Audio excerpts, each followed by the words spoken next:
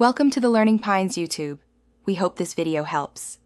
You start by confirming the Roblox client is up to date and you are signed in. This prevents config conflicts.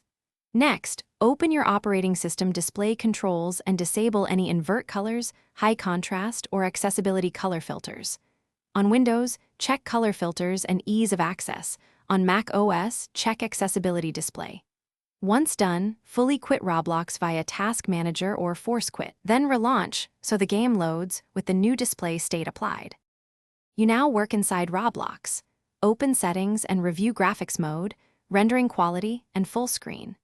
Change graphics mode to automatic or a lower manual quality to force shader recompilation. This can clear inverted color artifacts caused by GPU drivers. Toggle between full screen and windowed mode to make the client reload its display buffers.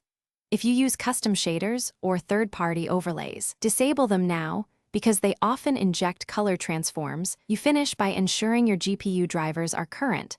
Update via the vendor tool or roll back if the issue coincided with a recent driver.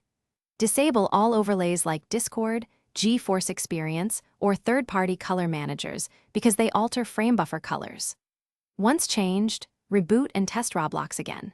If inversion persists, perform a clean boot or launch Roblox from a fresh user profile to isolate system-level tweaks. Troubleshooting tip: if problems remain, test on another device to determine whether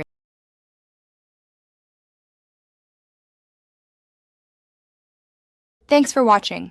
Consider subscribing if we helped you.